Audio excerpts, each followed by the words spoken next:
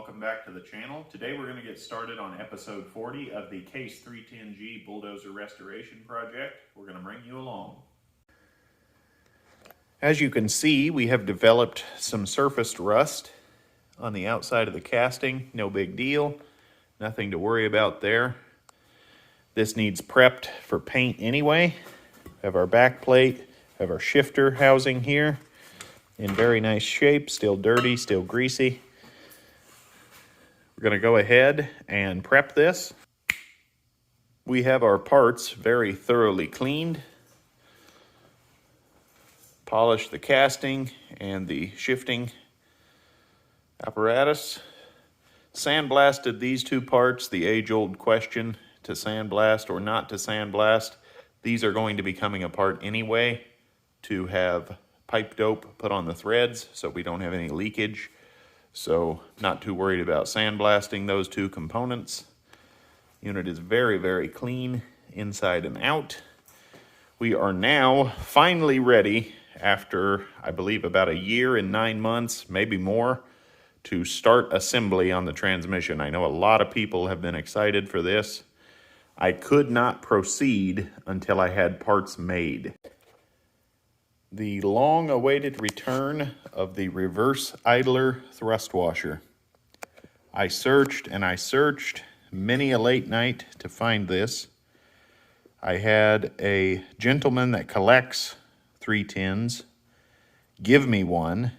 Very, very appreciative of that.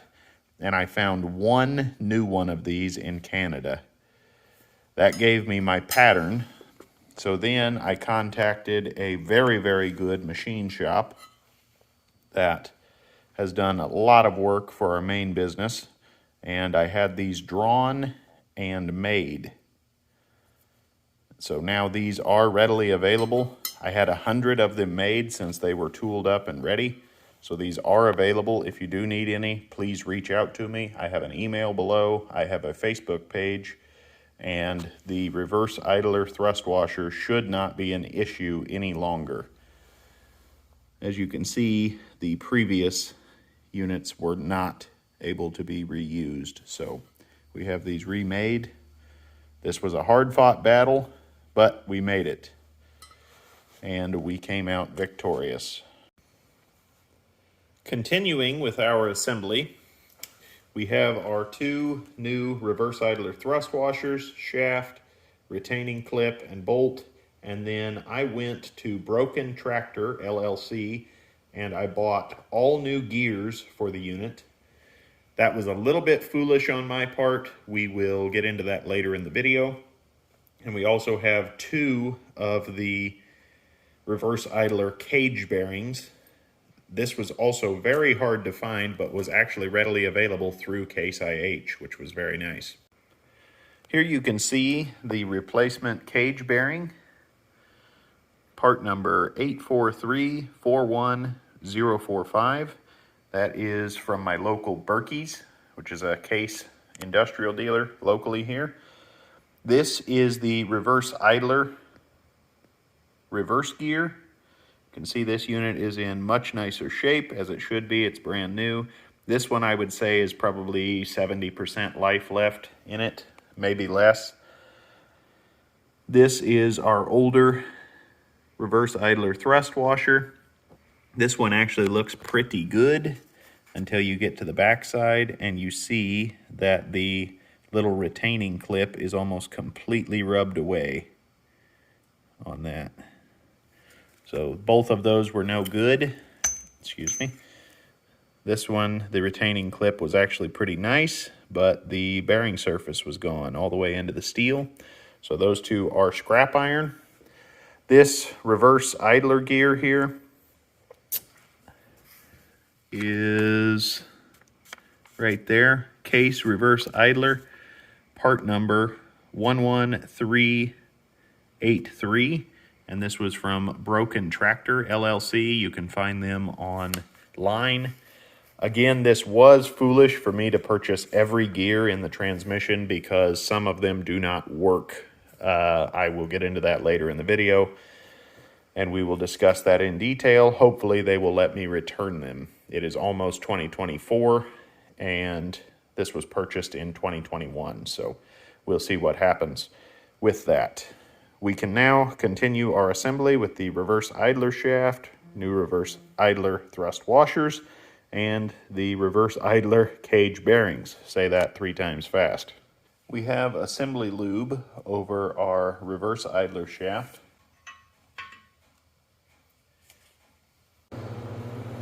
Quick change in plans. I'm going to give you a full assembly look on the outside because this hole is just too small for me to get my head in there, the camera in there. It is what it is, so you'll have to use your imagination as much as possible. We have the main shaft stuck through with plenty of assembly lube. We have our little locating dowel at the 12 o'clock position. We have 2 cage bearings slid inside, right up against the shaft. Everything spins as it should.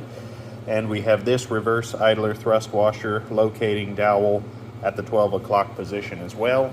All of that corresponds, if I can fit in there, right above my index finger is the installation slot for the reverse idler thrust washer.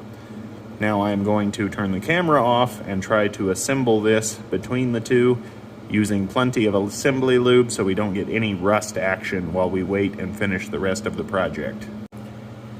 That was a very easy install once I could get my hand in there and see everything without trying to get the camera shoehorned in there as well. Everything rolls freely. Feels really, really good, guys, to get a gear installed back in this transmission after so long. Hallelujah. I am going to install our reverse idler shaft retaining clip.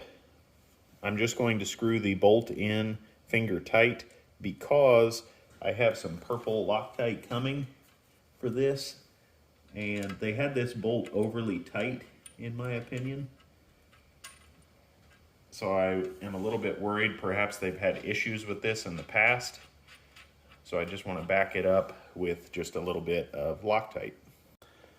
Before we move on from the reverse idler shaft, I just wanted to annotate the reverse idler proper part number. It is a D29626.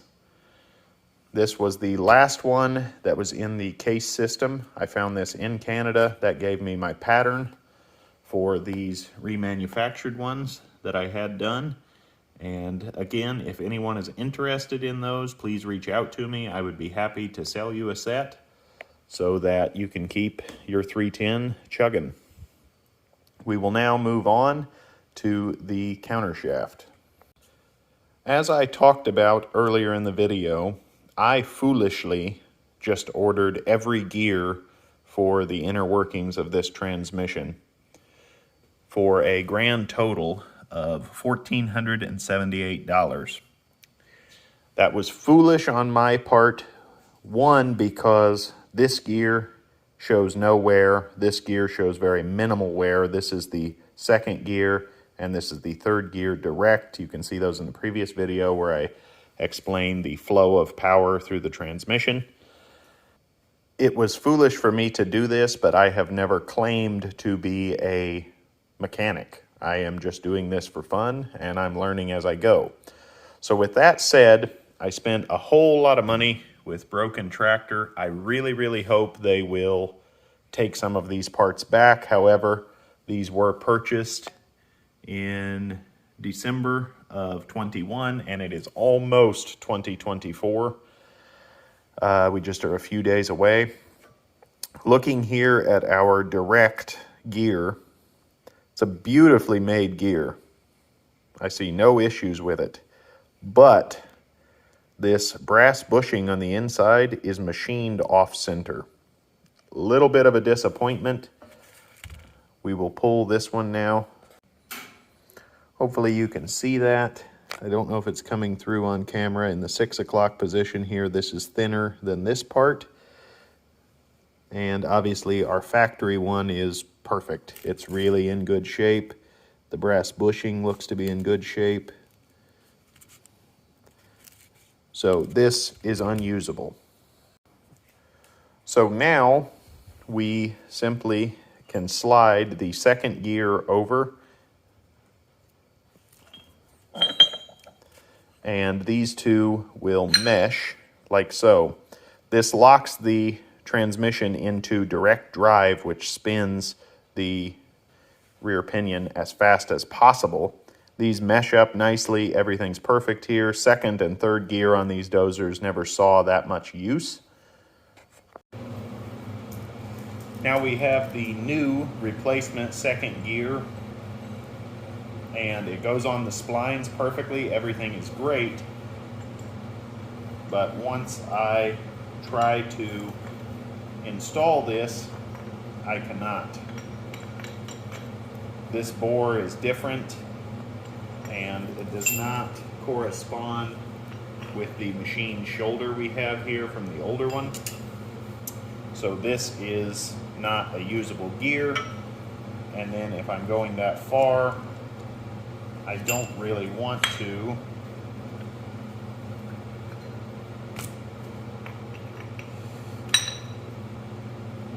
use this gear because, sorry, we're trying to do this live, folks, here. These two do not mesh up. So I'm glad I'm assembling this now instead of sliding it all together and then finding out I cannot get the transmission into gear with everything sealed up and the machine built. So these two gears are unusable from Broken Tractor. We are simply going to measure these two real quick. We are at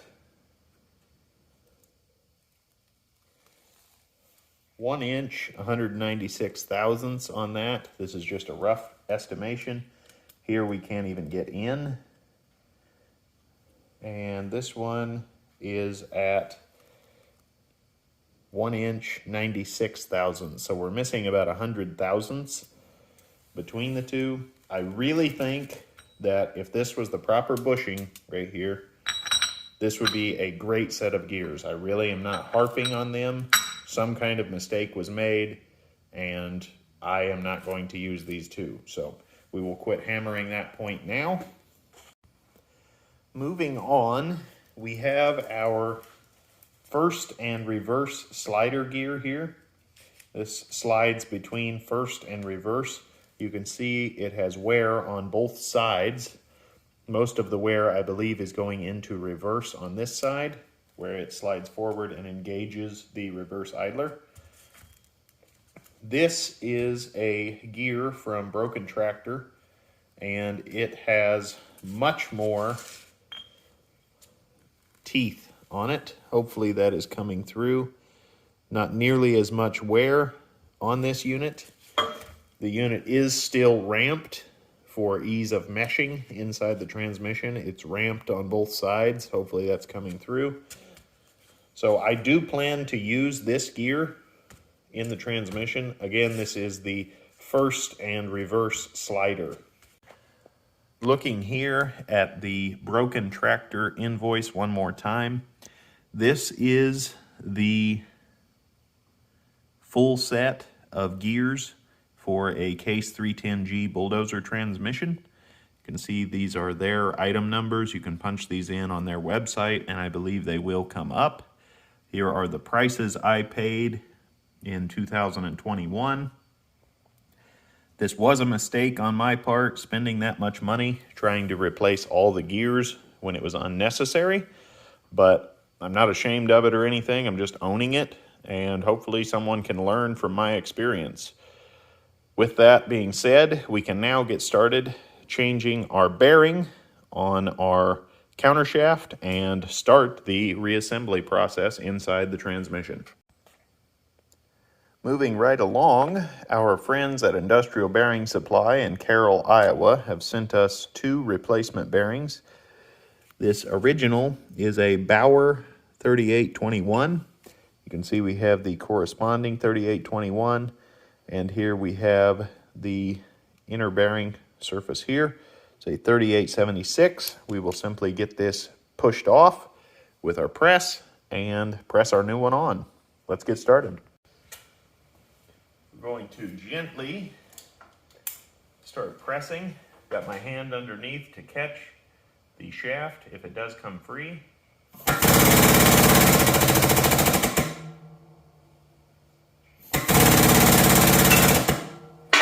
There we go. Always want to be catching these if you think it's safe to do so. Got our bearing free. The cage on this bearing is protruding farther down here. So what we are going to do is use our gear as the perfect diameter to slide up and rest on the inner race of this, and our cage is not affected at all. So now we have a good pressing surface. Once we get close, we will be removing this to make sure we do not jump up on these raised splines and blow this gear.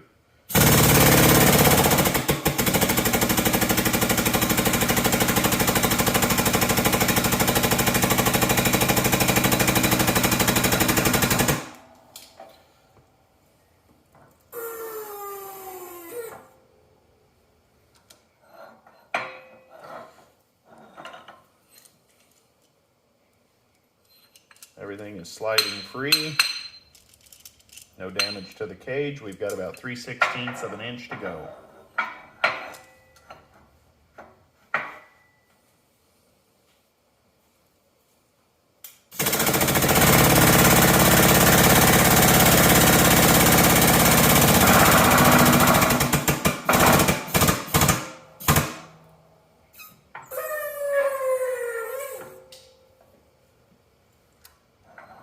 There we have it.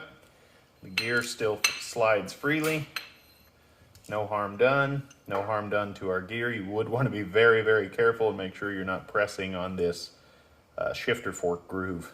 That would be very dangerous, but we got away with it with no issues. Simply remove the gear now. A little bit of a tight fit on the end of those splines where we had to use the finger sander almost 2 years ago now. There we have it. First bearing installed on the transmission rebuild. I was going to use this long punch and drive this bearing race in, but it was driving a little too hard in my opinion. I built this puller here several years ago, and I built this puller as well, and I just have a pulling block here. I think this is going to be a lot better situation, so let's just go ahead and pull this bearing in.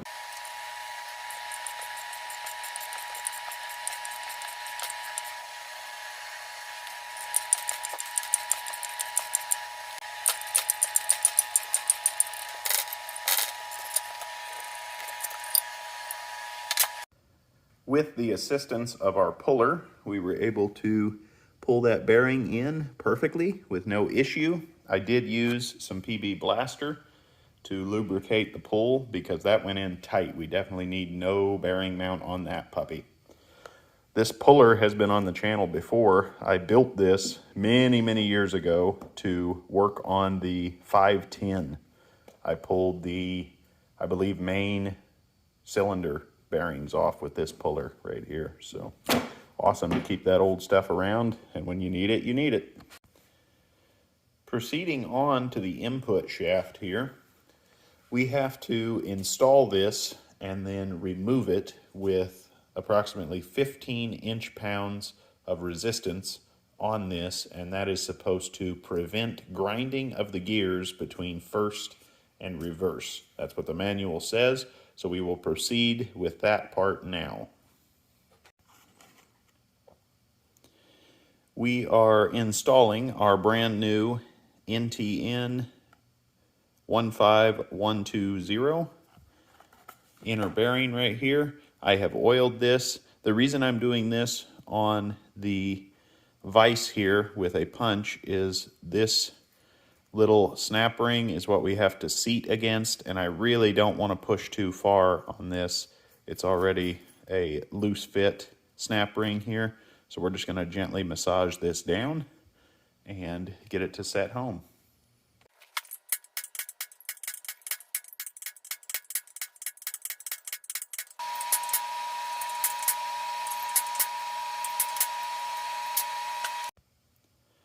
This is what the assembly will look like inside the transmission. It's going to be a bit of a trick to drive this bearing on here, but we will prevail. And then it says to take this back out to install the counter shaft, but I don't know if I want to do that. The reason being, the counter shaft slips in from the back and comes this direction with a locking nut. So I'm hoping we would be able to install this, get it to the 15 inch-pounds resistance, and then move forward. That's the plan anyway. We are replacing our rear input shaft bearing with an NTN 15250. This is from our friends at Industrial Bearing Supply. This is a Japanese bearing. We are gently going to massage this in with our long punch. Not my favorite way to do this, but I really do not want to pull the reverse idler shaft back out. I don't think it's necessary, so we'll just take our time and get it done.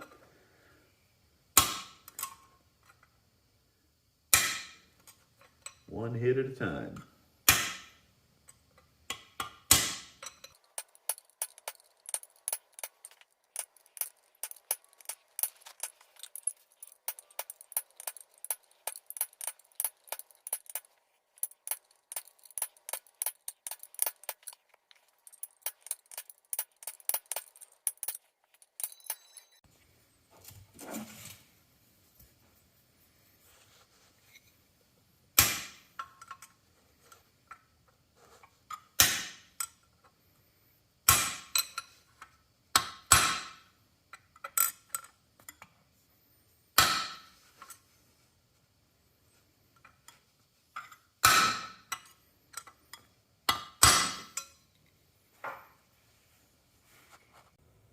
That's going to be it for part 1 of this episode.